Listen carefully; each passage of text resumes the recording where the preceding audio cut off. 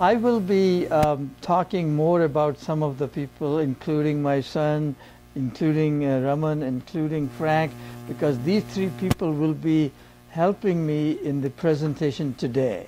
And it's like I say, it's a very full agenda presentation, so we need to make good use of every minute. In addition, I will be making some additional comments about Chris, because he made a presentation here which was very interesting and challenging. And even though he didn't think that justice was done to him, because he had challenged the heliocentricity that NASA believes in. And yet he did not convince the group, or something went wrong, like, that he did not win the $1,000.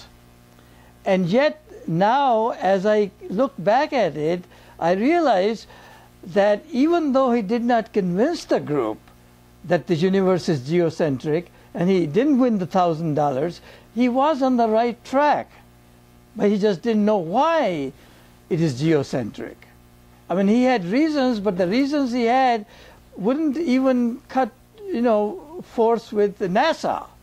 And NASA considers itself the elite industry, elite in the knowledge of whatever doubts you may have about NASA or NASA may have about itself, but NASA has no doubt in their mind that, forgetting the universe as a whole because it's too big, nobody knows where the end is, but they are fully convinced that at least the solar system is heliocentric and not geocentric.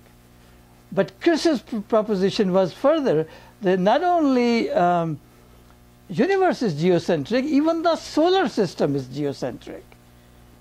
So today, when we discuss simulation of the universe, I will convince you that regardless of how much respect you have for Chris or NASA or anyone else, you should at least remember, from my perspective, NASA is not at all unreasonable in coming to the conclusion that the solar system is heliocentric.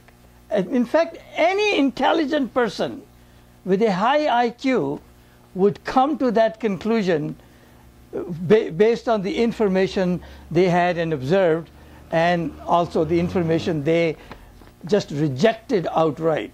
For example, they completely rejected the Bible, as if there is nothing worthwhile in the Bible. And because of that rejection, I will tell you how their own knowledge of the solar system and the universe misled them into thinking that the solar system is heliocentric, when in fact it is not. And the simulation project we are taking now is to really prove that NASA is 99.9% correct, but that very 0.1% where they went wrong, it made the big difference between heliocentricity versus geocentricity. Very, very, very tiny. It's like, you start on a train and you just have two tracks. One track deviates 1 degree from the other. And the train keeps going that 1 degree apart, and after 2,000 years, that 1 degree of difference ends up to be millions of miles, if not billions. And that's how a tiny mistake, a tiny difference has misled NASA into concluding. And yet, the things that they do still work. Why? Because they apply the corrections. And the corrections they learned not from their science, but from their engineering hat on. See, engineers have a great good habit of making things work. And they do it generally by trial and error. And that's another good example of engineers making things work and science taking the credit is the GPS. In the global positioning system, everybody knows it works. And the scientists claim, oh, it's because of the Einstein's relativity that GPS works. But the reality is that the engineers that work on it, who are my friends, told me they ignore relativity altogether. They arrived at the correct GPS function by trial and error, by doing just the opposite of Einstein's relativity equations dictated they should do. Same thing with the particle accelerators and colliders. Einstein's special relativity says you should see mass increase. But the engineers who work in the colliders have told me that we don't pay any attention to Einstein. They say they have never, ever, under any circumstances, observed any mass increase in the particle accelerators and colliders. The reason science still keeps claiming that there is because of the energy they put in. And they say the energy that they put in must be going someplace. It can't go into nothing, so it must be going into the mass, and therefore mass must be increasing, and therefore they take it as a fact. But in reality, there is no such fact there. But if they keep teaching all the kids, the schools, the colleges, the professors, the tenureship, the DOE, where the funding comes from them, then there is nobody's interest to knock the apple cart. So they keep saying, in fact, the quantum physicist Richard Feynman, when he won his Nobel Prize, he was teaching PhD students about quantum physics. And his main premise there was, he would tell his PhD students, he says, listen, don't try to make any sense out of what I'm teaching you, because there is no sense in it. Just learn it, memorize it, regurgitate it on the exam, get yourself a nice house and a car, and make a decent living, and be happy, and be merry and all that. That's what he's telling his PhD students, either in private or in confidence or whatever. And it wasn't just one class or one student. He did it over a number of years. And this is after he won the Nobel Prize for it. Richard Feynman. You can always find more about him. But you may not find exactly the same way that I'm relating it to you, because I'm paraphrasing it quite a bit. The bottom line is this, that fact is stranger than fiction.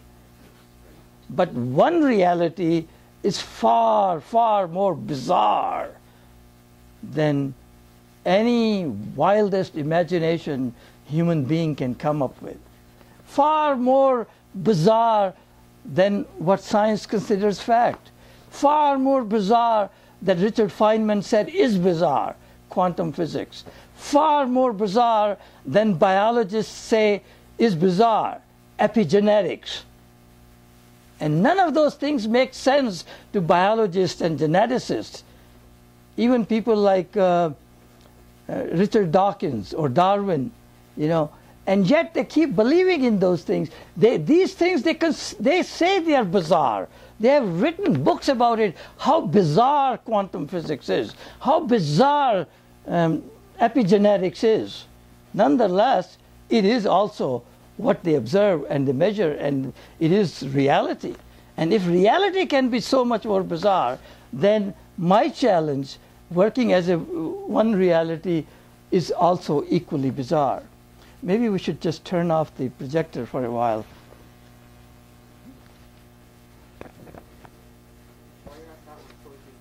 Huh? Yeah, no, but that helps. Yeah, I can do that, but I mean, yeah.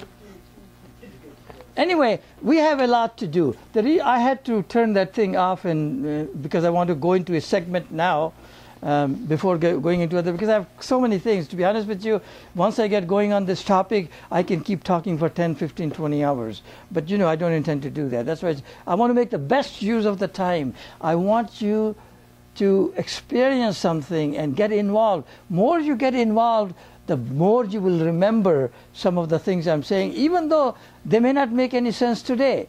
Someday they will. And I know that's true in my life. I've gone through so many experiences, many of them didn't make any sense. But as I make more and more and more progress towards OneReality, a lot of them falling into place. And one of the things I want to show you is that it is not something I take lightly. If you will excuse me, John, I want to move a little bit further back and want to point you to this. If you look at this table, there are about 50 volumes of 3-ring binders.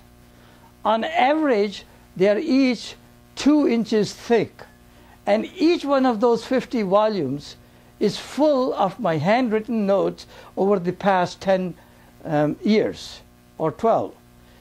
And so you know, a lot of effort has gone into it.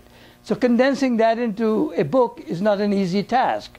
And the reason I want you to get involved is I want to hand out a few volumes to people, you know, who are willing and interested in doing it, ready, willing and able to do it. I want to hand you a few of these volumes. I want you to peruse it while you get a chance, especially during the break. We will take a 10 or 15 minute break sooner or later. And then after we come back from the break, I want you to take 30 seconds, 40 seconds, 1 minute, even 2 minutes to just give the impression that you got while skimming through this volume.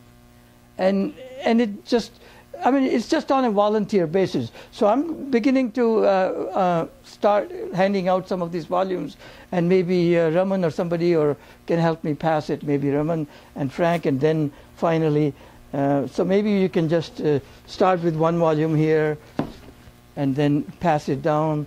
Maybe, you know, here's another volume. This is kind of a small one. So, I mean, I'm just giving you a variety of it. You know what I mean? Let's see, what else can we pick? We can take this one,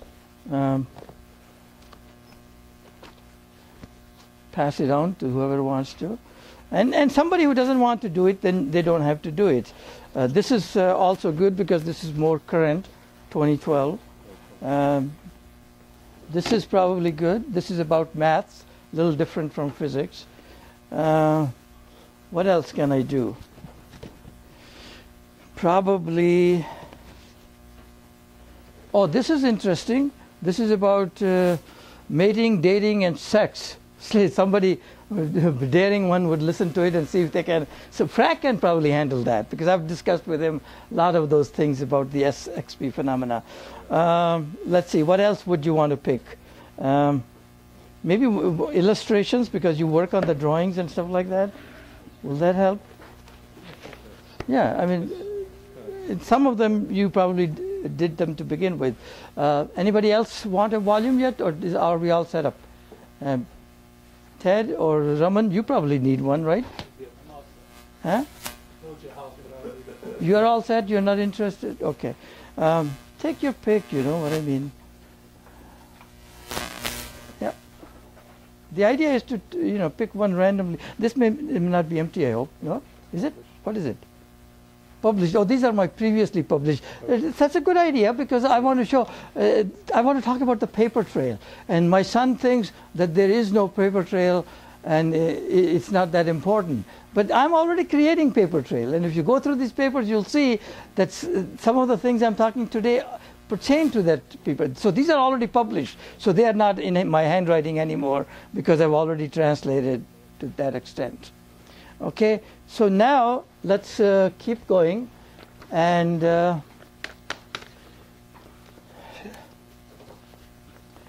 so let's see what's next on this one also, because there's so many things to discuss and present, and one of the things I want to present is about mathematics, and maybe that will do when we come later to it. Maybe what we should do is do some of the little presentations and demos and stuff like that. While Frank will show you what he has been trying to do for the simulation. Not simulation, but some kind of a representation in a 3D CAD of the challenge of full 9 degrees of freedom of motion that it trickles down to the Earth from Virgo cluster to Milky Way to solar system to Earth. Okay, so why don't you take it away, and somebody, Raman, maybe you can help him. with the projector and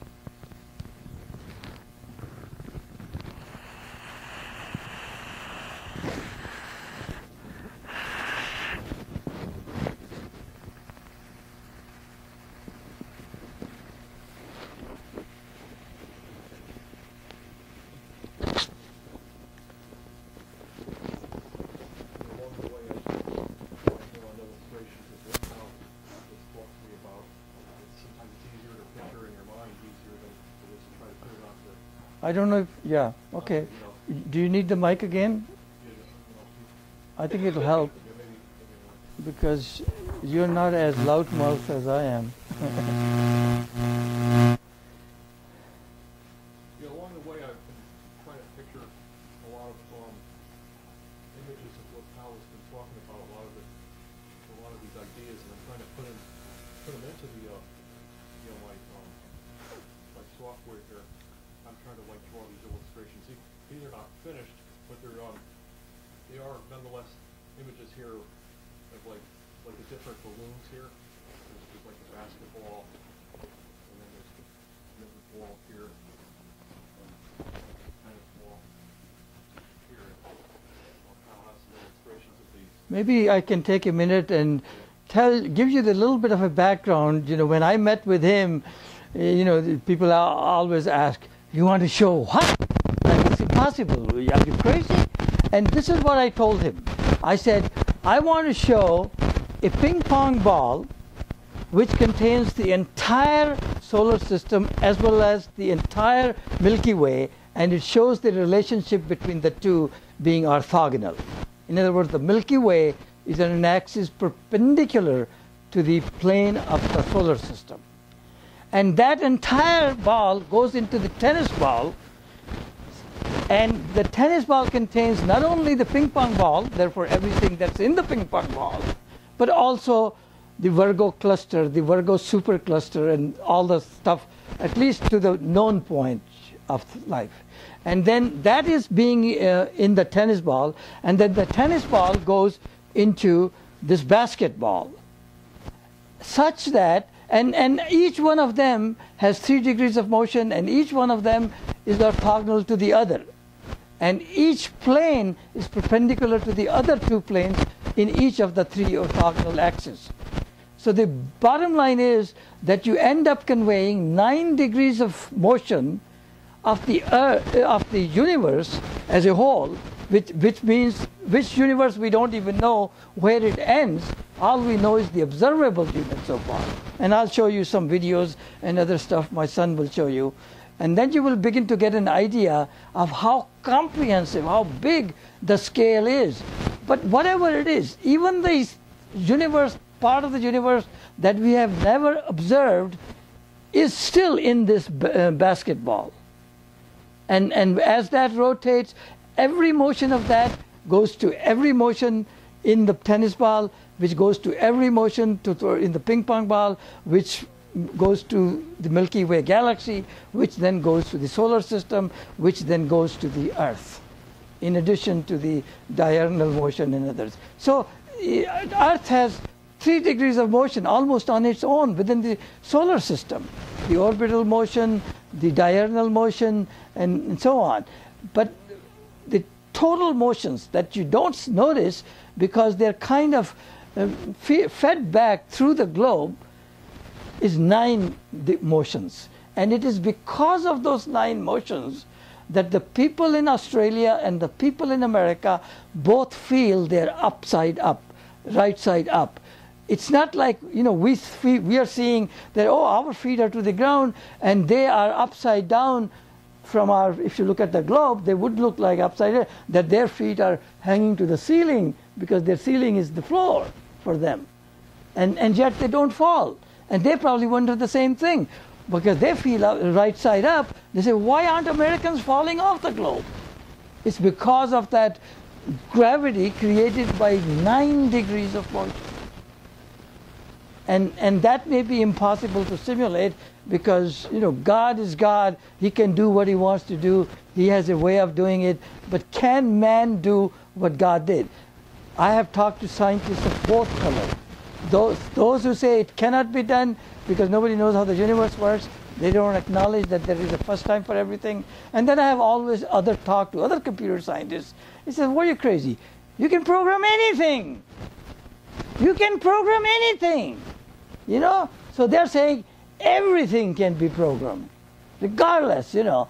And so I don't know, you know, who is right, where the truth lies in between. If it cannot be done, I won't be disappointed.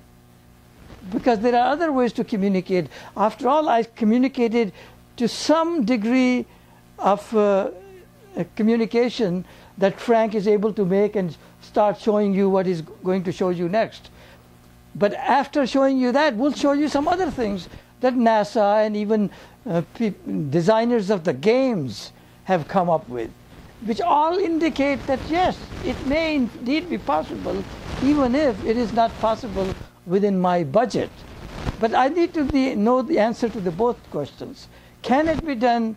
And secondly, if it can be done, can it be done affordably?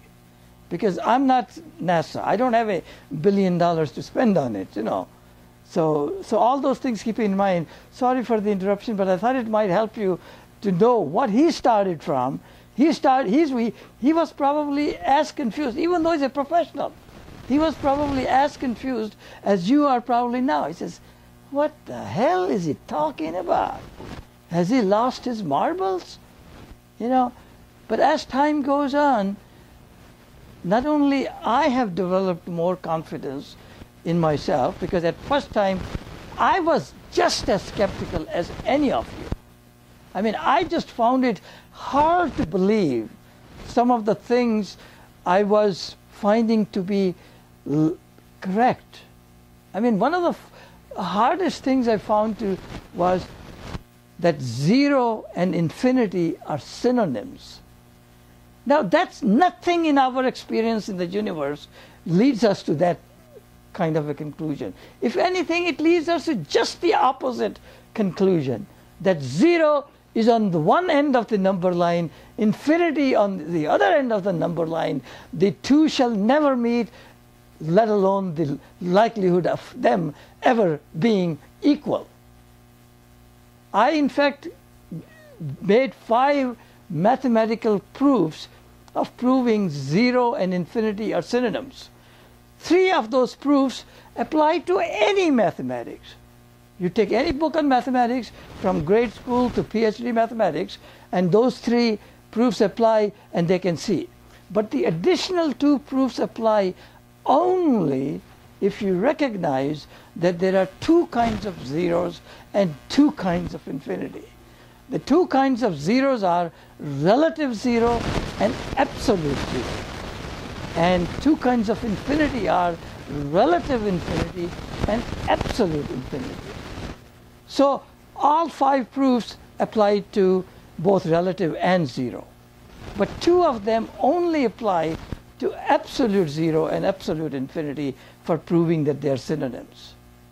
In fact, when I told this to my son, John, he said, "Pal, Dad, your biggest problem is going to be not proving that the relative 0 and relative infinity could be equal, but the fact that you won't be able to convince them that there are 2 kinds of 0, relative and absolute, and 2 kinds of infinities, relative and absolute." I said, well, I'll cross that bridge when I come to it.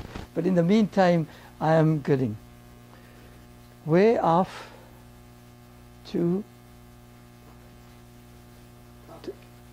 topic. Oh yeah, well, no, I understand. I ramble a little bit, but you know, it is necessary because once you get going on a thread, you need to continue. He's my MC and moderator. He's giving me a signal. He says I'm going way off on topic. Well, I'll give you credit for that. Yeah, you should use a big one of my big pens like I have on the flip chart. Otherwise, I can't read it. You know. Thank you very much. The point well taken. I do have a habit, by the way, of getting carried away. But anyway, this tennis, the ping pong ball with both solar system and Milky Way, and the tennis ball with additionally the Virgo cluster and the super cluster, and then everything else in the basketball with all the known universe as well as the unknown and unobserved universe. And all of them are moving. Again, when we come to this thing, how NASA got confused, we'll talk more about it. But then John may still give me a signal, you're going off the topic again. Because it's hard to relate everything from different directions.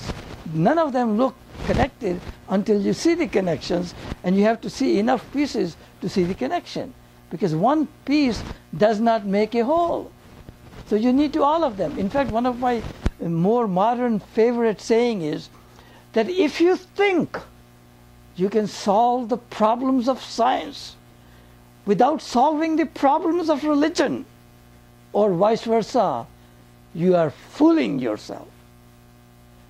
The only reason I am making some progress is because I am seeing errors not just in science, but also in religion. Yes, sir? Problems of or problem of? Problems. Plural. Did I say singular? No, There is more. I wasn't quite sure which one you said. No, I meant plural. Because if you look at religion, forget science, within religion, the problems is such a big plural that you wouldn't believe. And I think same is true within sciences, whether it's physics, chemistry, mathematics, everything. They don't agree with each other.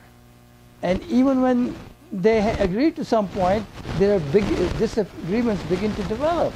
In fact, I belong to an organization called Natural Philosophy Alliance. They are basically physicists, because that's the term Newton used when he was a physicist, when he was doing science.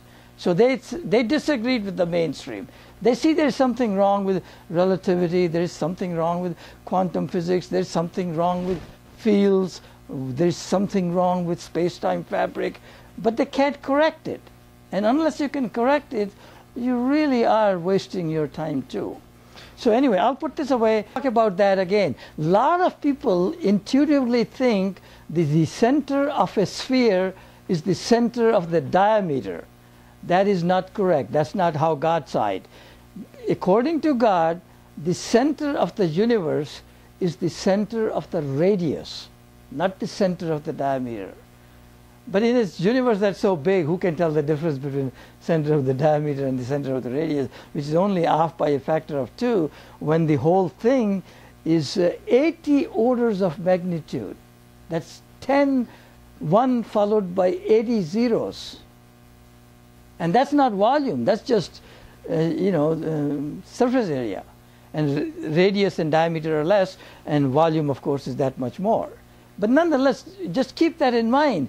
Multiplying and dividing thing by half doesn't do much to the universe, because the universe, from the smallest to the largest, and I will talk about that also later on, he's now talking about the larger part. And later on, I think Frank also has some instructions from me to try and do something similar for the small part of it, which is going below the subatomic, below, way, way, way, way, way below nanotechnology.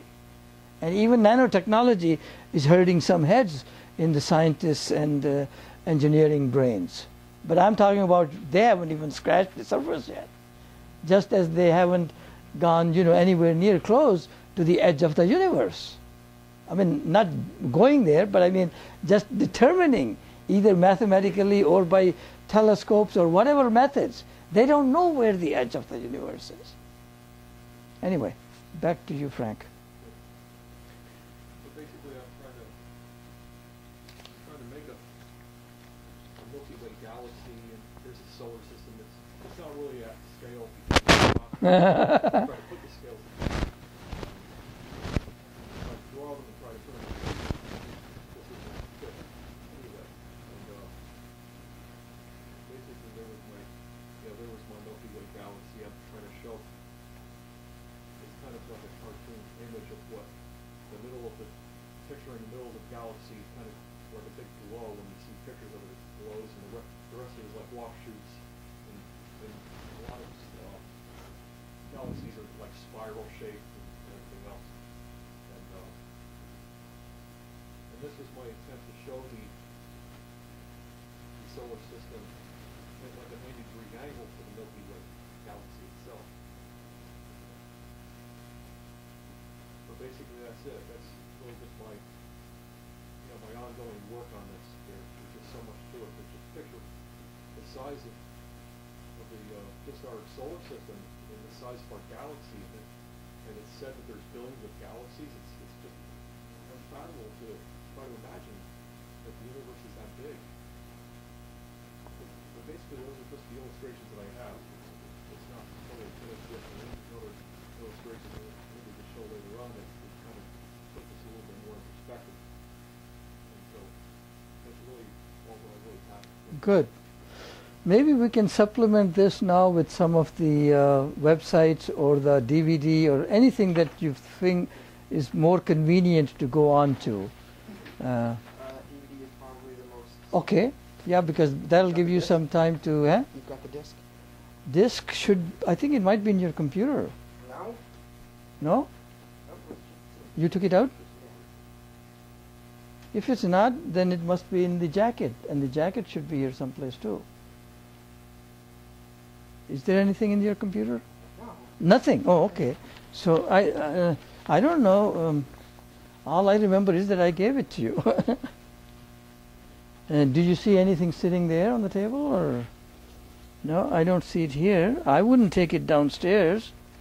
Maybe we'll go to some websites before by the time we locate that. It could be on the desk where you are. I don't know. Because like I say, I had no reason to remove the disc jacket. And there were 2 discs in it, and it was disc number 2, I think, you were going to focus on. Let me see. This one or next one? Let me see if I can find.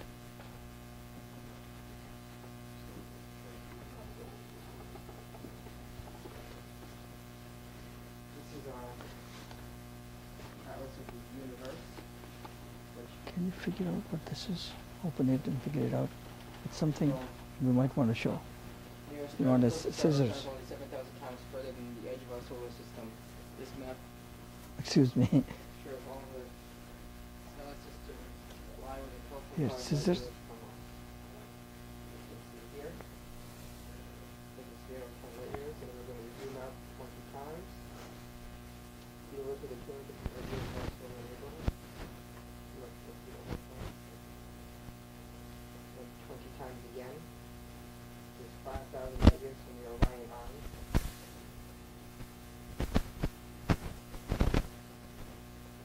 5,000 light years in the Milky Way galaxy.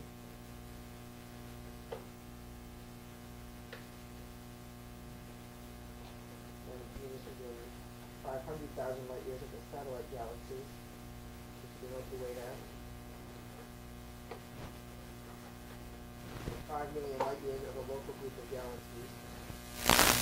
Milky Way is progressively getting smaller.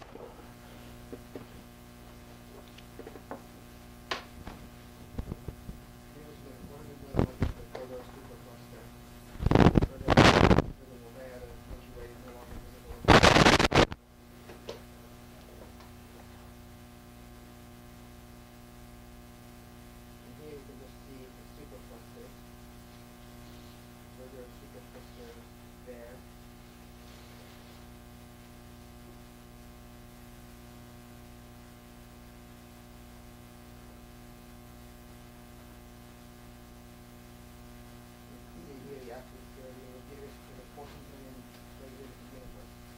See, that's the 1 billion light years, just less than a centimeter. Now, can you take them back to Earth? because we hate to fall from that height. I mean, keep going in the reverse direction. This is the first page again. Oh, you are supposed to go gradually, like you went up gradually, so that people get the feel for it, you know, in both directions. Start from this and then go zoom by zoom each stage. Now we're zooming back in all the same stages. 1 billion light years from neighboring superclusters. 100 million light years of the Virgo supercluster. So visible there. 305 million light years of the local group of galaxies. Milky Way there. Universe within 500,000 light years of the satellite galaxies. Then Milky Way is easily visible at this scale now. Universe within 50,000 light years of the Milky Way galaxy. The sun's location now possible to point out. Universe within 5,000 light years of the Orion arm. Universe between 50 light years of our solar neighborhood. See the sun right there. Universe within 12.5 light years of the nearest stars. The sun is essentially here. Visible. So where's the Earth? Earth is not visible at this point. So yes, thank you. You also had another website or the game? You want to see that one? Yeah, either the game or the website, either one. I think your game was more intriguing to me.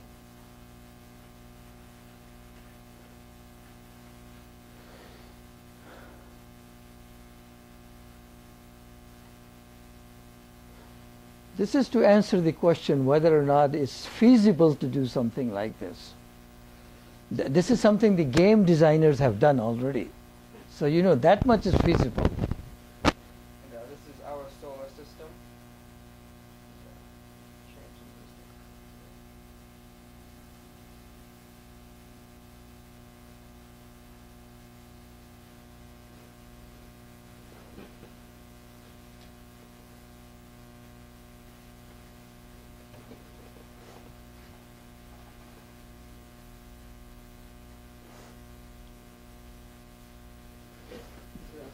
Planets on that right there would be the center bulge in the galaxy. And, this is just showing the degrees of freedom you can have, zoom in and out. And also some measure of the angle you can eyeball between the plane of the Milky Way and the plane of the solar system.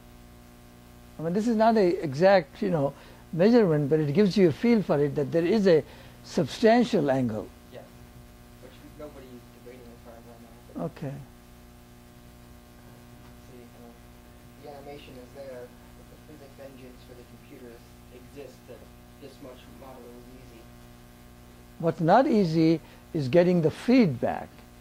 We're not interested in summation of 9 degrees of freedom. We are interested in integration of 9 degrees of freedom, just as positive and negative feedback in an amplifier or an oscillator. You can see, just the modeling, you can see the slow turn of the galaxies here. This is all to scale, so scale it's set to in the settings here. And it can be adjusted, but I'm not sure if it's visible to the crowd. It might be, see that the galaxy is indeed turning. Maybe if I turn this dark a little bit, it might be better. So the turning galaxy, the computers can do the modeling for large portions of the universe fairly easily these days. Is the point we're trying to make. This is, just the Milky Way galaxy, but we zoom in on various stars, and then you can change their properties as well. All the elements. It just, the technology is easily there.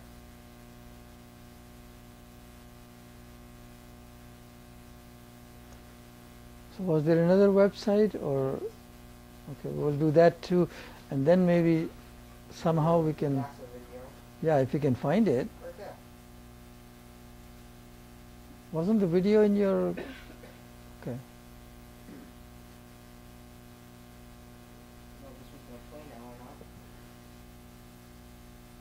NASA.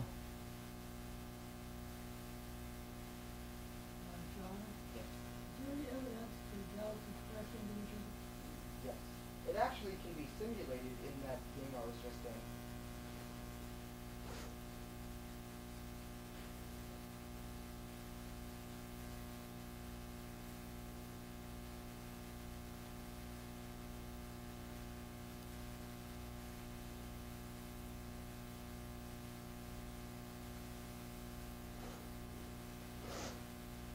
I'm not 100% sure what this video is supposed to portray other than where in the Milky Way galaxy the sun is.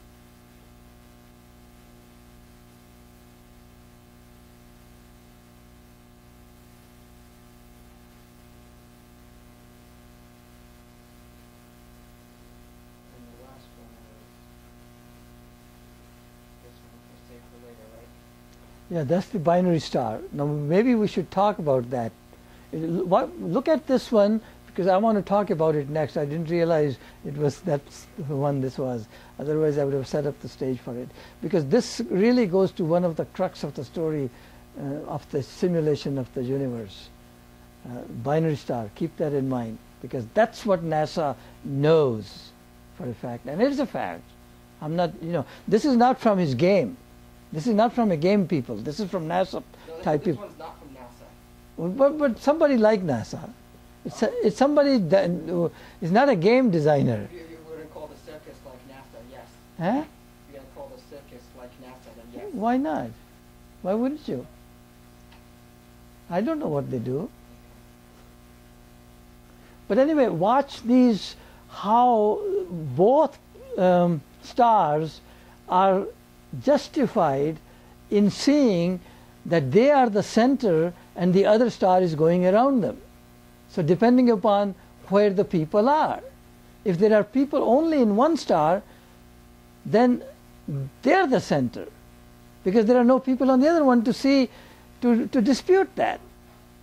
The only time the dispute comes up is when there are people on both and each is seeing them as the center and the other star going around them, because they don't see this motion of their own star on which they are, and that causes the conflict. And that's where NASA went wrong, because NASA did not want to believe that God would design Earth and the sun in such a way that they move like a binary star pair, for many reasons. But the biggest one in their mind was that Earth is not a star.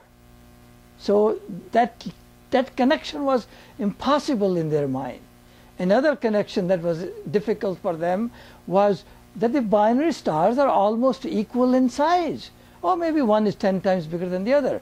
In those scales, 10 or 20 or 100 times bigger is considered equal.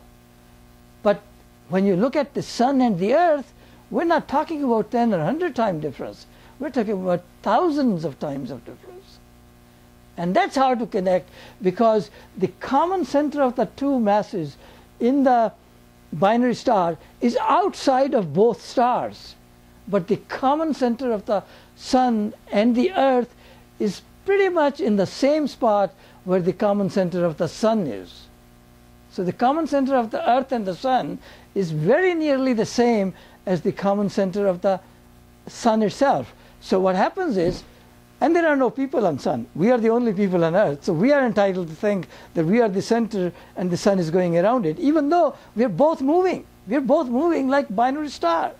The only reason that makes us geocentric is because our planet, the center of our planet, is anchored to the surface of the mid-sphere that I think Frank tried to show in the middle. It's a sphere. I mean, he was only showing you two-dimensional aspect. It's like a sphere within a sphere within a sphere within a sphere. But this was the mid-sphere. And the center of the earth is always gliding on that surface, even when it is experiencing all 9 degrees of motion. So anyway, again, there are many other reasons, but you can see why NASA is not at fault. All they do is they just make the corrections. And the corrections come from, if you compare the solar day with sidereal day, there is a difference of a few minutes of, and if you take the same ratio, you will find it's the same ratio between the volume of the sun and the volume of the earth, or maybe the surface area of the sun and the surface area of the earth. I'm not so sure. Or maybe, for all I know, the mass of the sun versus mass of all of the planets combined together. It is still thousands of times. A sun is at least 1,000 times bigger than even the giant planet like Jupiter. So that's it for now. So maybe pretty soon we need to take a break and see if we can find that video, and then in the meantime it'll give you a little time to peruse through your thing. And Raman, I think, opened Just Package, and maybe he'll tell us if there is anything we can do that might be worth the interest of the group. Basically, it's a 3D screensaver. My son is very skeptical of it. He says a screensaver, all they do is just add viruses. So, and he doesn't want, he says, if you mess up your computer again, and of course this time it's his computer, he says he wouldn't help me again. He has been my savior, by the way. I have gone through so much hell with both the computers, my domain, and my, what's the third thing? Telephones. All three went down within 2 weeks of each other, but now they're all coming back, and I will talk a little bit about that, so you can go and you will start building it up quite fast now, because I was just handicapped. I couldn't do it because I just didn't have a good starting point until my savior came. So he's got me started now. In fact, he will even show you the 2 websites so that you know they really do exist, and he will take you there in real time. If you, do you want to see it now, or can we do that later? Again? At the end. At the end, yeah. We'll do that at the end because that's trivial. Okay, so let's take a break, get a cup of coffee, eat something. Let's get started. Described it versus the way they did it. I know, I have expanded it. You know, normal sleep and dream has only 5 stages. You know, REM sleep and the 4 stages that go underneath it, you know. That's all they know about. I have expanded it to 14. So that's almost triple. In my graphic, it shows not just the 5 stages of sleep and dream, but 14 stages. Of course, I did go from birth to death and even beyond. I include the stages such as the coma on life support patient. I include abortion. I include OBE experiences, out-of-body experiences that the doctors and surgeons have experienced, and they find it just as bizarre as quantum physics, as epigenetics. That's another thing to add to my bizarre experiences. The medical doctors and surgeons have no good explanation of how a patient who claims he died, he went up, he walked on the roof, he did some other things, some walked in through the tunnel, they met a being of light, they came back, and they described to a T what the surgeon did. That he left a cotton swab in his stomach, that he left one time a scissors, one time a patient was hovering around the ceiling, and she found a tennis shoe. And when she came back, and this was a hospital floor, I mean a hospital roof. And when the surgeons and everybody questioned, we don't believe you, how could you see it, this and that and that? Eventually she said, well, if you go upstairs, you will find left foot of the sneakers of certain size on so-and-so place on the roof. And they went and they found it. And they still didn't want to believe that there is any such thing as out-of-body experience. I don't know how much proof people need. For me, that was enough. And then there are dozens of books written about it. One famous book is from that doctor, I don't know, whose name I forget. Go ahead. No, I was going to say, when I was involved in the... Basically, I said talk about handwritten notes. I've been publishing some stuff, and these are all published articles in not in the mainstream science, but at least the level below it. So I'm creating little by little trail anyways, but there's nothing like a cogent one book, you know what I mean?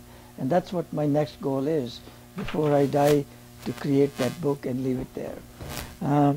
So yeah, that's all it is. There's really not much for you to say then. This is a sample of the paper trail of the handwritten notes that have got this. But it is true that there are 7 billion perceptions of reality. That's because everybody perceives reality a little differently. And as far as that person is concerned, it is their reality. I mean, I go for a morning walk, and there's a park in the Shelton, and there's this graffiti. And I occasionally stop and read it. And one of them said something like, time out, fuck God. You know, I mean, things like, you know, which can be. And I took a picture of it, and there were 2 or 3 of them, you know. Try the apple, love Eve. Adam, try the apple, love Eve. You know, things like that. So I took a picture of it thinking that I would use it in my book someday to show that even though it's not reality, it is somebody's reality. Because every time Shelton cleans up that graffiti and paints over it, somebody comes up with something even worse. I'm not sure if you recall, but that wall was actually put there specifically for the purpose of graffiti. No, I don't know that. If that were true, why would they? It wasn't a wall, it's the pillars of the bridge. I'm going under the bridge. There's a wall in the park specifically for graffiti. That I don't know. I've not seen any graffiti on the wall. I'm seeing graffiti either on the bridge thing or on the Veterans Memorial, which is the, you know, returned veterans. You know, they should be honored even more rather than trying to corrupt it. Anyway, let's go to Chris quickly.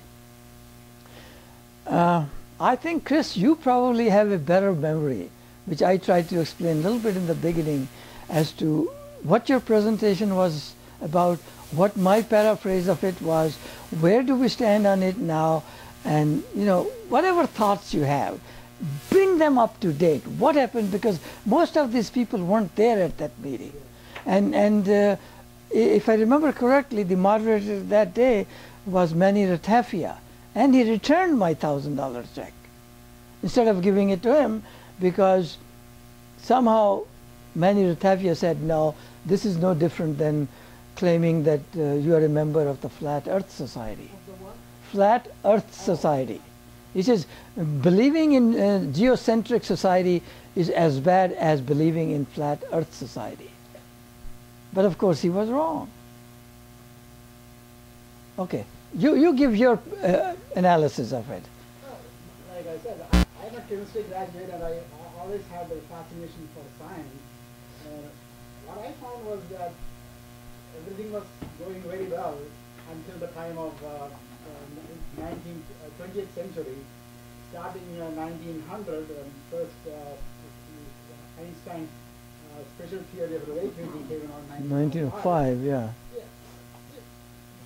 He was trying to say that we can have an improvement over Newton, but saying that Newton is wrong, which is something I could never understand or appreciate, because no other science does that. They all build up, like Newton himself said, he's standing on the shoulders of giants, like Galileo and Kepler and Copernicus. So, evolution of science should be in the sense that you take the strong point and then build from there, and Newton's laws are called Newton's laws. So relativity is called a theory. There's a big difference between a law and theory. Theory is always testable. It may still be criticized, but laws have already passed that stage, and they are accepted as universal laws. So that is where I started thinking, and then of course I had the fortune to meet Mr. Pal Asija at one of the conferences. He was one of those people who I saw directly thinking outside the box, no barriers, and that's exactly what I had in my mind too. But as far as the geocentric system, the simple fact is that at that time it was not known. There was life only on Earth, at least in the solar system. So the observer is here. So we have to take a stand and say, okay, I'm going to say.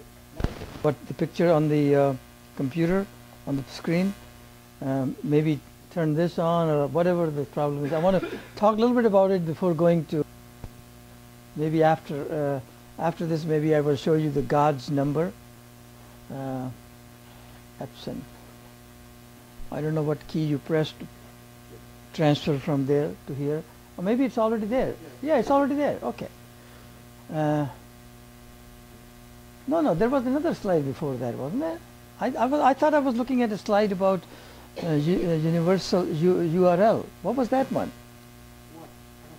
There was a slide here before which said something about not mysteries of mathematics, but about universal relationship law. Could be somewhere on one of the slides. Could be? Yeah, let's go to see if there is another one called universal relationship law. No, that was a title slide, I thought. Oh, keep going, maybe there was. But that's what I wanted to mention. This is about Newton also, Einstein. See if there is a slide about universal. Yeah, there it is. And keep going maybe. This is also good. And let me just quickly say a few words because it just came up naturally. Universal relationship law is one of the first law I discovered which put me in this journey and search for one reality.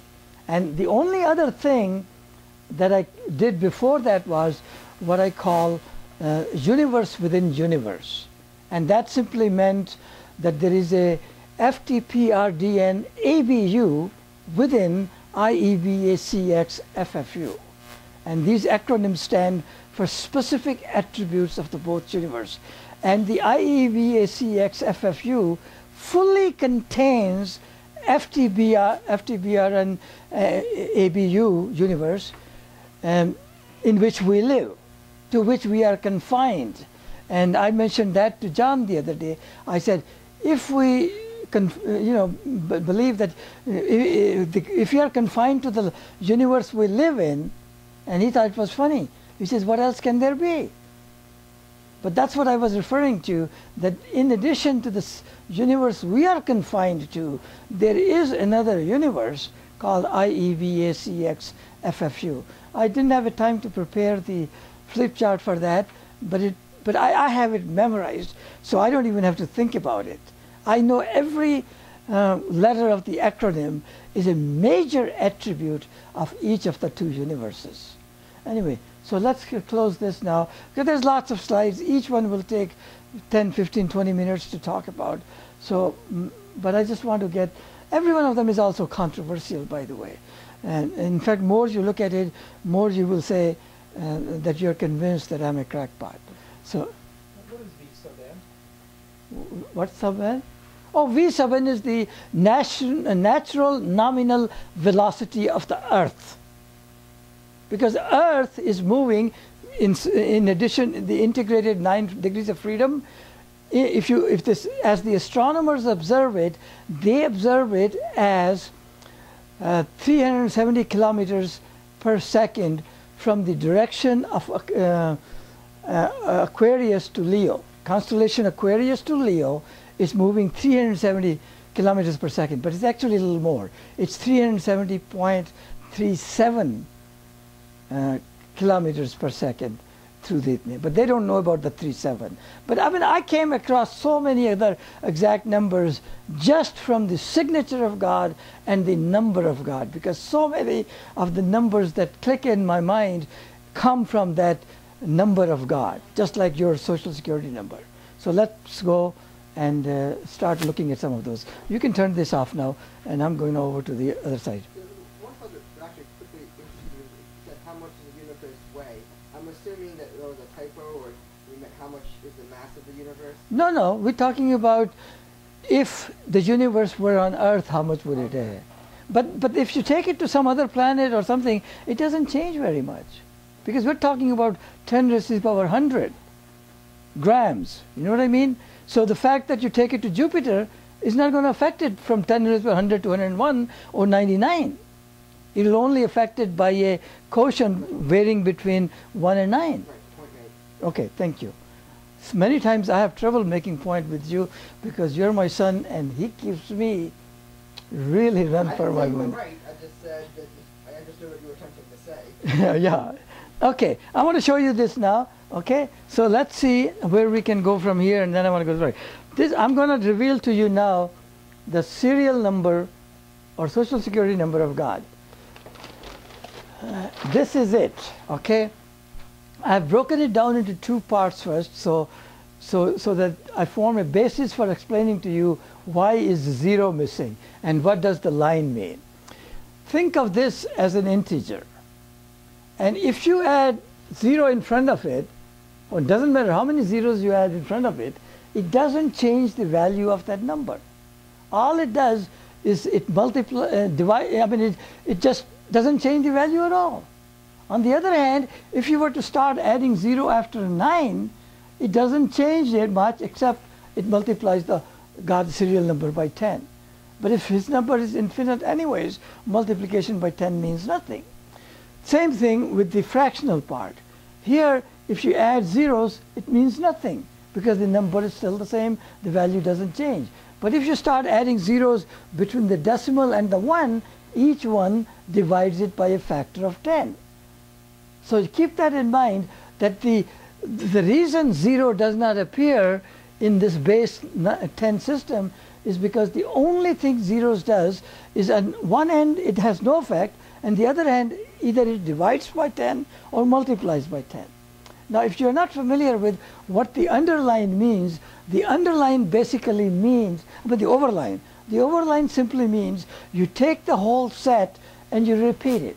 You take the whole set and put it in front of it and repeat it. Put it in front of it, repeat it. Put it in front of it, repeat it. Ad infinitum till you die. And the same thing then you turn on this end and you take this set of numbers after the decimal and repeat it after 9. 1, 2, 3, 4, 5, 6, 7, 9. And repeat it, repeat it, repeat it, repeat it till you drop dead. And you will still never come to an end. And that is God's serial number. 1, 2, 3, 4, 5, 6, 7, 8, 9, recurring point, 1, 2, 3, 4, 5, 6, 7, 8, 9, recurring ad infinitum in each direction. Ad infinitum in each direction. And how do I know this is his number? Because this number and its derivatives, like the one I mentioned you, like he asked, how do I know the speed is 370.37 and not what the mainstream claims? Because they have never claimed it to that accuracy before. Because that's the number, that's a derivative from this number. So many of the numbers that are Earth has, the universe has, the entropy has, the constants of nature have, and many of the constants of nature, by the way, published in the physics books are wrong because they have no bearing to his signature of God. 13.7 billion, by the way, does have a signature of God in this number. The only problem is that on Earth we can't agree what billion means. See, the British billion is 10 raised to the power 12. The American billion is 10 raised to the power 9. And yet, every place I go to the conferences, they say Big Bang happened 13.7 billion years ago. And the question is, whose billion? American billion or British billion? French billion or, Mexican billion or what? You know what I mean? So God said, listen, I'm not going to play favorites between Americans and British. They're all my children. I love them all. So I'm going to choose my own billion. And he chose the signature of Big Bang, if there is any truth to it at all, which I'm not fully convinced either, one way or the other. That 13.7 billion signature is 13.7 times 10 raised to the power 10, which is neither the American billion, 10 to the power 9, nor the British billion, which is 10 to the power 12. And God is staying out of that fight between British and Americans as to Big Bang upper 13.7 billion. Who's 13.7 billion? Okay? And that's a very simple logic that I think even a 5th grade math student can understand.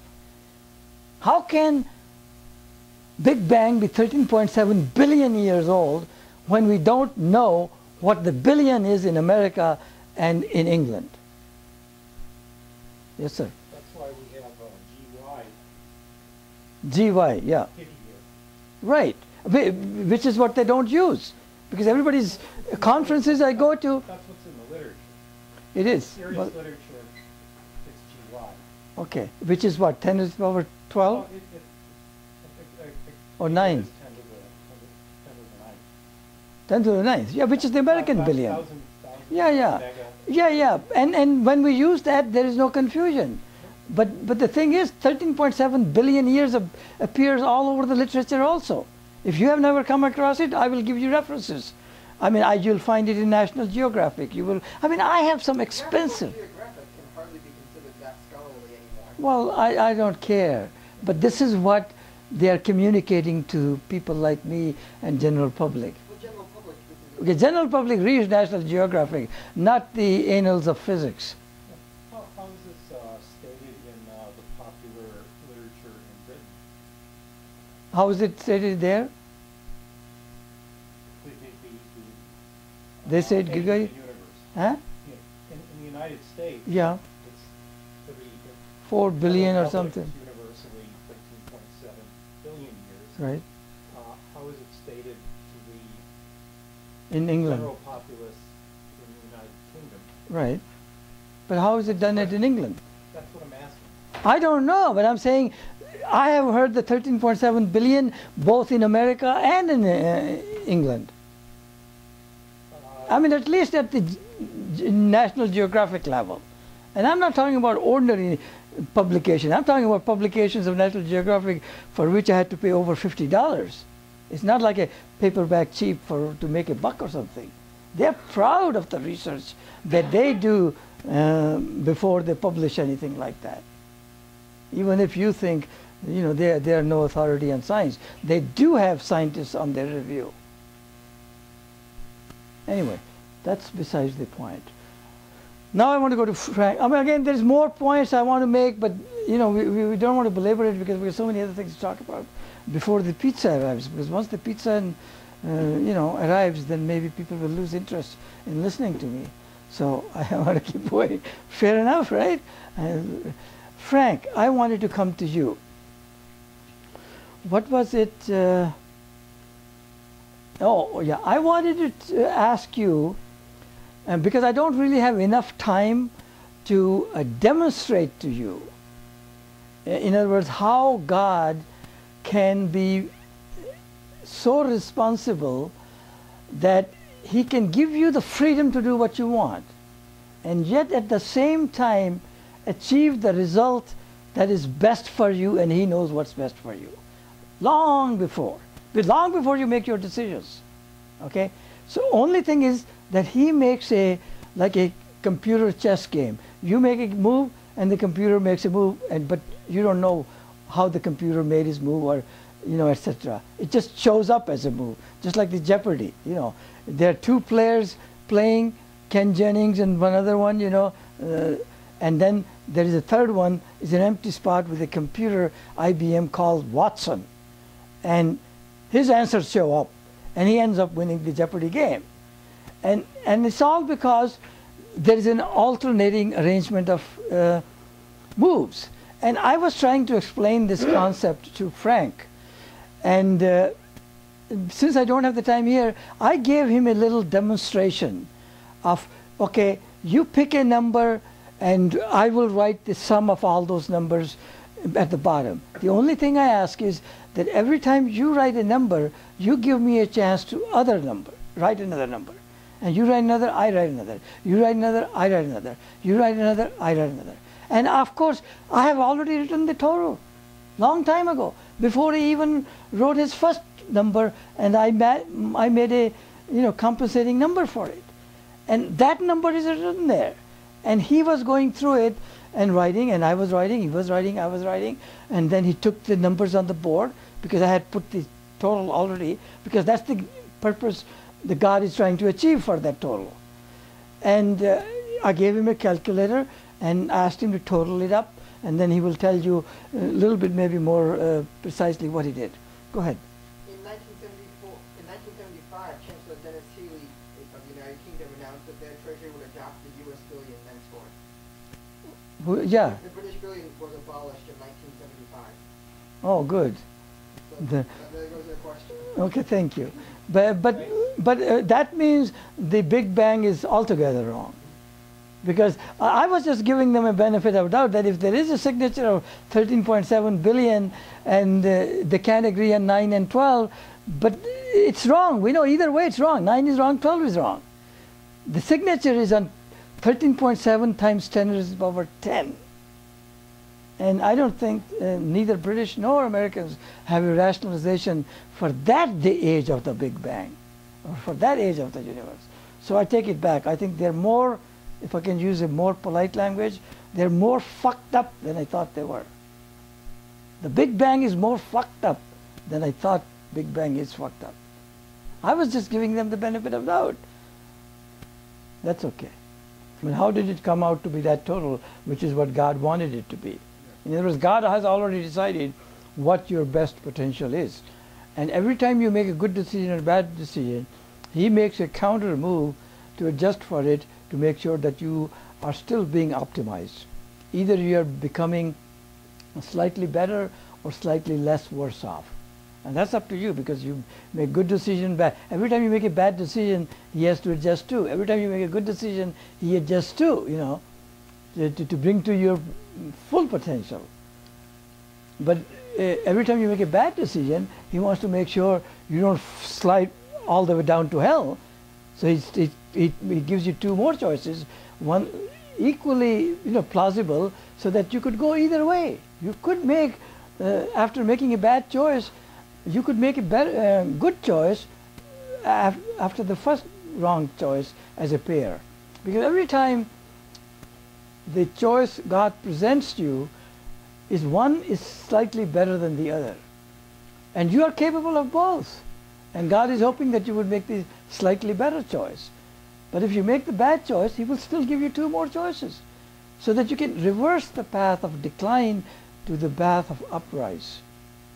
But either way, He will make sure that you become the best you can be, considering the choices you made. So your choices, you're accountable for the choices you make.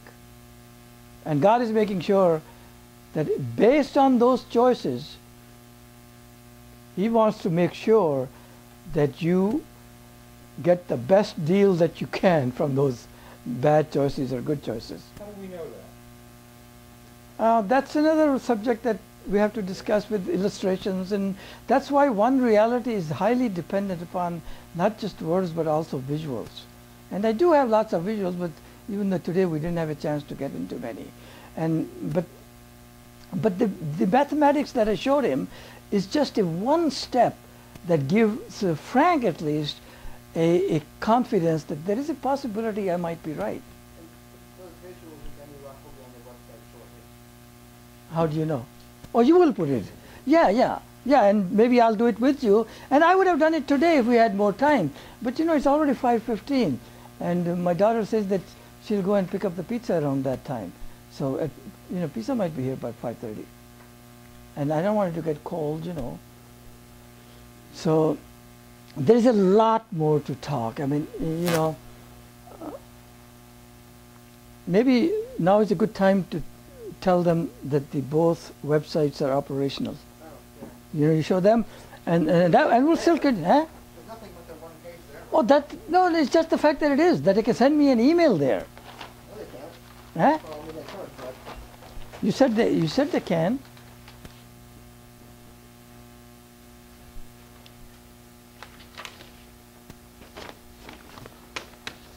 If they can send me email on those two websites, that's good enough. Or using their own browser if they can send me email at that web domain. Okay? yeah, OurPal.com is existing again. And the OneReality.com. That's info. that should be .info. And you go through one I mean, we have to start loading it now, but we have lots of good information. I have, of course, a lot more for OurPal.com for intellectual property than I have for OneReality. But I think OneReality will build fast because I will be taking the most important nuggets of wisdom. You know, I have these 4 classifications of attention getters. First level is what I call sound bites. Not the way press spells it as B-I-T-E-S. I spell it sound bites with B-Y-T-E-S because we are in the digital age and all my sound bites are digital sound bites, so to speak. So I'm coming up and I'm disagreeing with the mainstream media and changing the spelling. So you will see maybe, I don't know if I have it, I don't think I have here anymore. But this is these are the 2 email addresses, one from each website. Pal at ourpal.com and info at OneReality.info. This email comes to me, this email comes to me, and link from one to the other will take you from one website to the other. So, and you will see a lot more stuff. But the first 4 things I want to put on it, these 4 headings. One I call sound bites. These are just sound bites like the journalism sound bites. If I can give you an example or 2, is light has no need to travel in the absence of a medium. So all this nonsense about speed of light limitation, well, if the light has no need to travel when there is no medium, then it doesn't matter what you think the limitation God put on man to not exceed certain speed. Granted, you and I cannot exceed speed of C, but we are very more physical than positrons and electrons, or hadrons for that matter, in particle accelerators and colliders. They have so much smaller mass that it's not like launching Space Shuttle or Sputnik or Empire State Building and sending it to the moon. No, they're talking about extremely light particles and accelerating them to almost the speed of light, never to the speed of light. And again, that's, you know, just one sound bite I say mainstream will never encompass, because to them this thought is very repugnant, because I'm saying, hey, light has, nothing travels at speed of light, not even light. So that's the sound bite. Nothing travels at speed of light, not even light itself. Now if that doesn't get somebody's attention, then that means they're not engaging their brain. Or, go ahead. How do we know that? Well, there's a whole presentation on that too. Everyone, that's why we have these 50 volumes, that I went through them little by little by little, precept upon precept, concept upon concept. If I didn't know that, I wouldn't be wasting my time. I couldn't care less about your time. But my time is precious to me. Even if it is not, even if it is your time, my time is not precious to you. My time is precious to me. I do not like to waste my time.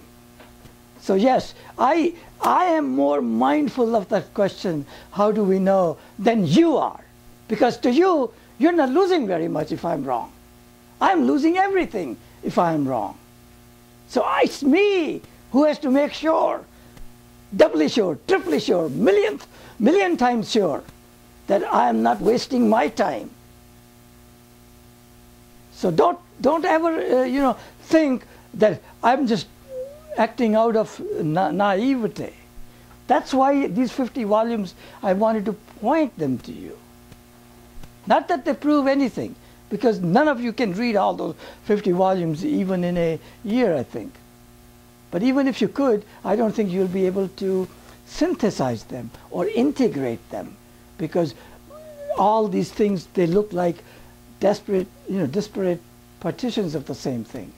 But my point was that anyone who thinks they can solve the problems in science without solving the problems in religion, or the other way around, anyone, any pope, anybody who thinks they can solve the problems of religion without solving the problems of science, are fooling themselves. And that applies to all religions and all sciences. One of the sad facts I discovered was, and that was again very hard for me to believe, that anywhere from 1/3 to half of all knowledge in all knowledge domains is erroneous.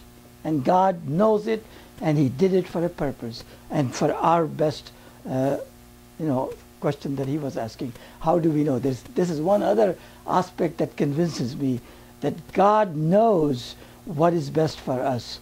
That, making two choices or three. I mean, I wasn't picking up just on two, because God can always open 10 doors for a person like Job or somebody to set which one of the 10 doors He chooses.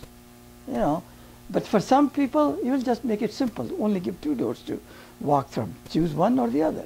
One is a little easier than the other. One requires a little sacrifice, the other doesn't. One is a little selfish, the other is more altruistic. All these factors are there. So don't underestimate how valuable my time is to me and why I spend so much time on 50 volumes. I've got a whole deal of time invested in those 50 volumes already. Anyway, let's see what else. Where else can we go from here before they announce the other stuff? I don't think there is much after this. I left this thing here so that I can do that universe within universe, FTPR, DN, ABU versus IEVACX, FFU. Maybe next time we get together we'll do that too. There are hundreds of things like this. Any one of them in isolation is sure to convince anyone that I'm a crackpot. But taken all together, integrated together, synthesized together, they make sense. Why don't we make good progress in government or politics? Why? Because we don't make all the corrections at the same time. We elect senators on a different schedule, congressmen on a different schedule, president on a different schedule, and by the time the new batch gets ready, the old batch has corrupted them. And if they haven't corrupted, they leave. They don't even run for election again. And yet you cannot overhaul the government by changing just little pieces here, little pieces there, 1/3 here, 1/3 another year, 1/4 this year, 1/4 4 years from now, and so on. That kind of piecemeal correction doesn't work. And it's the same principle here. The piecemeal correction in science or religion doesn't work either. They either have to work, all to have to be corrected at the same time, and none of them mean anything otherwise. So, I know I get excited. Even my son warns me about not to get excited. In fact, one of the faithful attendees of our meetings has been my heart surgeon. And one time, my heart surgeon and my bishop both were here. I think Ernie knows my bishop. He's now stake president. They were both here, and I started shouting. And my heart surgeon said, "As your surgeon, I would like to advise you that you should not get so excited." I said, "No, I'm not worried, because my bishop is also here." So whatever you can't take care of, my bishop will take care of it. And what my bishop can't take care of, I think you will do surgery on me. Even if not for no other reason than for the $40,000 profit that you make on each surgery. And that was the profit then. I don't know how much the profit is now, So that was Carrie Pasick. So I think John had a comment about Dr. Carrie Pasick about this knowledge. What was it? Well, just that you made a similar comment once while he was here. Yeah. Dr. Pasick said that when he was graduating from medical school, the president of the medical school made the comment that in 10 years' time, it will be known that half of what we taught you here is incorrect. The problem is you don't know which half. Yeah, he said that. I remember that. And it turns out that it's not just true of medical knowledge, but it's true of all knowledge, including scriptures. And again, it's not because their scriptures are wrong or the science is wrong, because NASA's error, if any, is negligible compared to the accomplishments they have. Same thing with Newton, same thing with Einstein. You know, all their contributions are much greater than their mistakes. And for us to focus only on their mistakes, not on their accomplishments, I think is kind of short-sighted on our part. I think we should be, you know, eternally grateful to their contributions, just purge out the errors and go on with the life. But for 400 years, we haven't purged out the errors, because regardless of what everybody thinks, there are errors even in Newton's work. Newton's work. You know, who is the God in Britain? Like Einstein is here, you know. Well, Einstein is God of science everywhere, you know. But Newton, for example, made 2 errors in his first law of motion. And of course, in England, of course, I can't even get a foot in the door. And even in America, they say, yeah, Newton made some errors, but this is not one of them. Or Einstein knew those Newton's errors, and he extended the laws of Newton to speeds considerably greater than what we are accustomed to. In other words, speeds approaching 70, 80, 90, even 99% of the speed of c that the Einstein's laws apply, but the Newton's laws break down. But if you apply the 2 corrections to the Newton's first law, then I don't think you need Einstein's correction. But you know, that is such a fundamental thing that, you know, that's not something I can even talk about it without people like Andy, you know, getting all uptight. Not Andy, because Andy is not even British. But I have had the similar discussion and concern and doubt from British. May I correct your word? I'm not uptight. You simply have provoked my curiosity. Oh, okay. Thank you. Well, I like that because that sort of ends it as a positive. No, but the way you said, how do we know, and then the way you laughed after it. It's the laughter that made me doubt it. Huh? I correct you again. It was a chuckle. Oh, but that's a big deal. Whose side are you on? I thought, Jim, you've been coming here long enough to know me a little bit better. It was a chuckle, not a laughter. Thank you. I'm glad I could be so magnanimous about these observations. But then I wouldn't be approaching OneReality. The fact is, the reason I can even think of OneReality is because I have honed my perception slightly better than what it was a few years ago. And I continue to improve it. In fact, I still believe today that God continues to improve, learn, and increase in intelligence. And people argue with me, they say, well, that's not possible. How can perfect God learn anything now? Well, he does, much the same way as you cannot add anything to infinity. But if you add something to the infinity, it will absorb it. Keep adding more and more and more and more, it'll keep absorbing it. So it is learning, it's growing, it's everything. But nonetheless, the infinity is still the same absolute infinity. It is no less, no greater, no matter how much you add, subtract, divide, multiply, the infinity and the zero never change. And now I'm talking about absolute zero and absolute infinity. I'm not talking about relative zero and relative infinity, because they will change. And when I read a book from a mathematician about zero or about infinity, they don't say it, but I interpret it to mean they're only talking about relative zero and relative infinity. And then they are right. But they don't even recognize that there are 2 such things as relative zero and absolute zero. Relative infinity and absolute infinity. So I know my work is cut out in front of me. Let me see. On my list, so many other things, but I was trying to access the 4 first pages that I want to add. The first one is sound bites. The second one I called OneReality Now. Now means nugget of wisdom. These are basically sound bites, but they're a little longer than a sound bite. They're like a paragraph long. So I call them OneReality Now, OneReality Nugget of Wisdom. This is only good for people who have at least 2 minutes to read it, because most of them are 300 words or so, you know what I mean?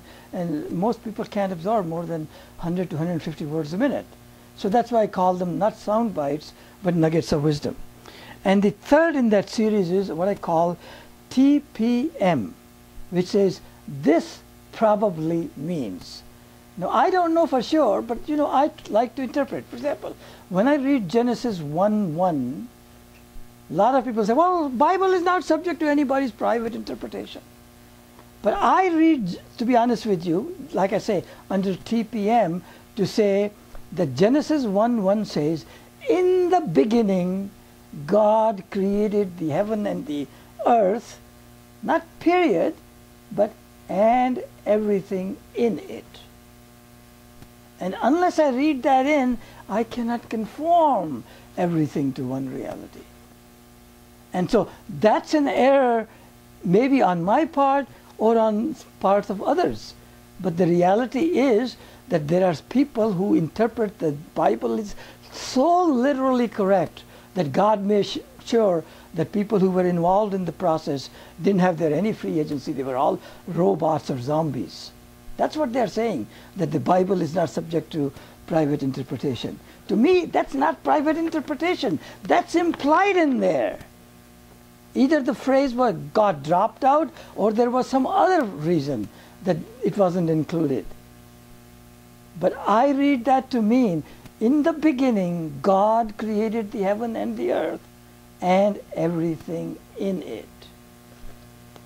Okay, and then I go on to Genesis 1, 2, and then on to Genesis 2, which is not, a repeat of what God has done and or going to do. It's like the army slogan. First, I'm going to tell you what I'm going to tell you. Then I'm going to tell you. Then I'm going to tell you what I told you, so that it will sink in. I don't think God follows that philosophy. I think what God did in Genesis 1:1 is one thing. In the rest of the Genesis 1, what God said he did is a continuation from where he left off at Genesis 1:1. And then in Genesis 2 is not a repeat of Genesis 1, which most Bible believers believe, even those who believe in literal interpretation of the Bible. Even they say that God is just repeating, paraphrasing, synthesizing what he just did in Genesis 1. No, Genesis 2 does not repeat what God did in Genesis 1. It's a continuation. And if you interpret it in any other way, you're missing pieces of the puzzle. If you think you can arrive at one reality, jigsaw puzzle, that you can solve the jigsaw puzzle of one reality with only half the pieces, or where the pieces of the puzzle are changing shape constantly, then you don't have a prayer to finish that jigsaw puzzle. But if you cooperate together, sciences and religion get together, put the pieces of their truth together, chances are you can build the entire puzzle from it. So you have to share your pieces of puzzle and knowledge and truth with the other party's pieces of puzzle, knowledge and truth. And the things that don't fit in, throw them out. Don't have undue allegiance to it. I mean, after all, why did Jews reject Jesus? He's a troublemaker. Well, that's what science would say about Pope, and Pope would say about science. Render But unto Caesar what is Caesar. That's the fundamental reason he was rejected. good. And he was a Jesus come lately. Who is that? What? Jesus. Yeah, that's right. Plus, the concept of Jews, of God, was nothing like Jesus. Jesus looked more like a man than God. And in Torah, they have already picked up some kind of a concept of what God should look like. And since Jesus didn't look like that, they just tossed him off as a smart human being. Now, will we have the same problem again when at the second coming? I don't think so, because I don't think second coming Jesus is coming as a man. it'll be a lot different. Anyway, that's besides the point, because I need to learn how to talk without bringing this thing. I have a very faithful client of mine, Peter Migan. He's the CEO of CTI Electronics, and I was talking with him. He loves to talk, so we sometimes get together after talking the business. We continue talking a little bit about. He would ask me about this, or I would. So I would ask him, his opinion about this. And he once told me, and this was still, I was still thinking about the organization of the book. In other words, what should go in volume 1, what should go in volume 2? Should I separate corrections to sciences in one volume, corrections to religion in another volume, or stay faithful to me, put corrections to sciences and religion in one reality, and put all the appendices in volume 2? Because the whole thing wouldn't fit in one volume anyway. So I had already decided I'm going to have to do 2 volumes. So I was discussing this with him about this arrangement of the volume. He gave me an advice. He says, "Pal, the moment you mention Adam or God or Jesus, you can wish goodbye to your book. It is not going anywhere. It is a kiss of death. It's a journey to hell.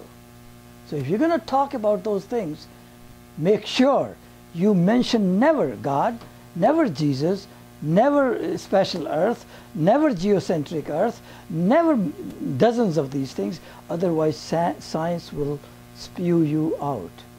And I bet I haven't talked to it, but my bishop or my pope or whoever I consult with in the religious circles would have similar opinions. He says, if you start measuring how true the accomplishments of science are, and how true the Big Bang is, how true the evolution is, how true this quantum physics is, how true epigenetics is, without even understanding what it is, according to their own admission, then I can wish goodbye for all the religions to read my book. In other words, I have to discuss all of science in the vocabulary of the science, and all of religion also in the vocabulary of science. Whereas in the religious volume, I have to discuss all of religion in the vocabulary of religion, but also all of the science in the vocabulary of religion. And I'm getting close to that now. I mean, I've figured out many ways now how to describe soul and spirit in the vocabulary of the particle physicists. In fact, Frank is already working on a graphic for me on that. And fortunately, that one doesn't require 9 degrees of freedom of motion, although I wouldn't be surprised that those motions are there also. I just haven't discovered the reason or why, you know what I mean? Because if the Newton's universal law of gravitation applies at astronomical scales, I would not be surprised that it also applies at nanoscale and to the ultimate bottom of that scale, which goes up to a radius of 10 raised to the power minus 40 meters. Now that's a huge volume. That's a huge playpen. So the man's playpen, in a way, is a sphere that varies from 10 raised to the power minus 40 meters to 10 raised to the power plus 40 meters. And if you convert that into surface area, that's 10 raised to the power 160. And if you convert that into volume, that's 10 raised to the power 240 cubic meters. That's a huge playpen. All for man. Okay. Where are we? 4th item. What item? 4th item on the other. Oh, 4th item, of course. Somebody keeps me on track. And the 4th item is about questions. And I call that GMCWHQ. All this stands for question. G means for good. Oh, it's a good question, which means nobody knows the answer to this question, but we like it because you're raising the question. So G stands for good question. Then MC stands for multiple choice questions. You give a question and then you give a dozen answers, all multiple choice, and what the person creator of the thing is saying, I haven't got the foggiest idea which answer is right. But it is a multiple choice question, so you take it and you play with it. So good question that there is no answer. Multiple choice question that there is no right answer to it. And then there is what they call WHQ, which is the open-ended questions. These are questions to make you think. And there are, again, no two answers will ever agree, and yet they would all be correct. I mean, even contradictory answers would be considered correct because of the perspectives and stuff like that. And WHQ, if you don't already know, I'm sure Lucille probably knows it because she came from the journalism background a little bit. It stands for what, where, when, why, who, and how. That's 5 W's and 1 H. What, where, when, why, who, and how. And if you begin a question with these 5 question marks, then it means you're looking for an answer, an essay. It's not a multiple choice answer. It's a subjective answer. It's not a binary answer of yes or no. Things like that. So those are the 4. And these, I intend to put 1 page on each almost, immediately, as soon as I can get enough time, on my word processor and stuff like that. Because I already have notes in these 50 volumes scattered all over. But I just want to put, 15, 20 examples of each so that you get a better idea of what really soundbite is. Just me then saying, oh, there is no such thing as random. Not even a random number generator. I mean, the reason random number generator works is because it follows a law of probability. If it didn't, it wouldn't. So a random number generator is not random. It's following a law to give you the random number so that the predictability of the probability theory will apply. Many, many, many things like this. Like I say, nothing travels at the speed of light, not even light. Or who was that scientist who said about uncertainty principle? Heisenberg, was it? Yeah. The uncertainty principle itself is uncertain. Now that's a soundbite. It's short. It's a phrase or a one sentence at the most. It doesn't need to be expanded. I mean, it can be expanded into one reality nugget of wisdom also. But as a soundbite, it's enough to get somebody's attention. Say, what kind of crackpot is he?